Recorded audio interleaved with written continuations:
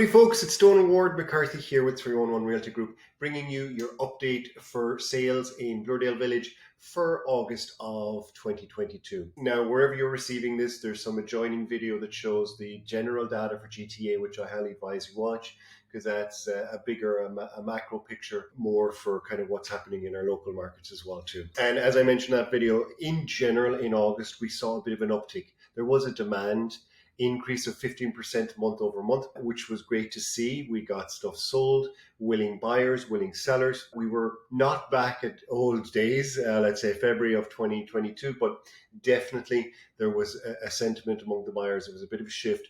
And that could have been psychologically with this the 0.75 hike. Now, we didn't know how much it was going to be, whether it was 0.25, 0.5, 0.75, 1%. We didn't know.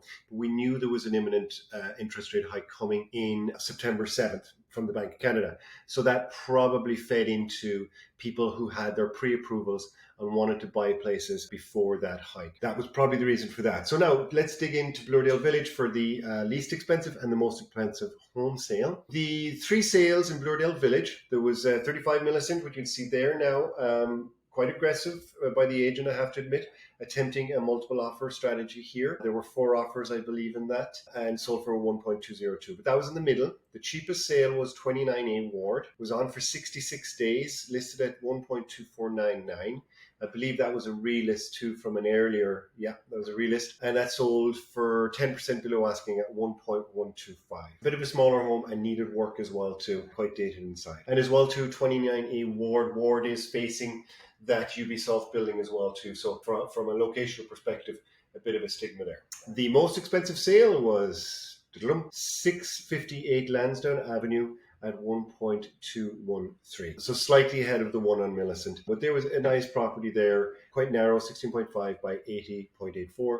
But still, took them 35 days to sell. So that's our new reality, listing high, and it's taking a little bit more time to sell. So there you have it, the most and least expensive. Now, these are all available for download as well too. Wherever you're receiving this, whatever medium, there is a link that you're able to download these sales and peruse over them at your own time. Condos, there were, let me just check, I think there were 3 sales in condos, correct, in Bloordale Village. These were both at 812 Lansdowne and 812 Lansdowne, 816.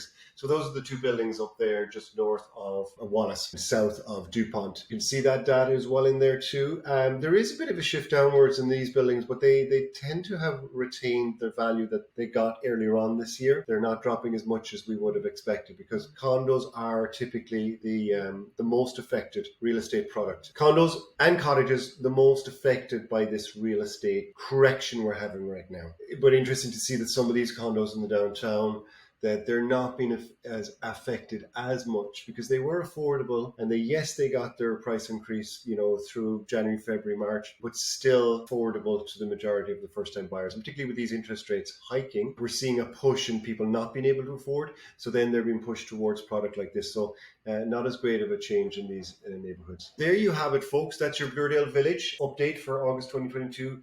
Look, we're seeing positivity. Yes, the recent hikes as of September 7th will have an impact, but I don't think it's going to be as significant as some of the media outlets are saying as a 20%. I would say 5 to 10% is my prognosis. Anyways, there you have it, folks. Enjoy your September with all the back to school lark. Take care and let us know if we can do anything for you, okay? We're here for you. Thank you.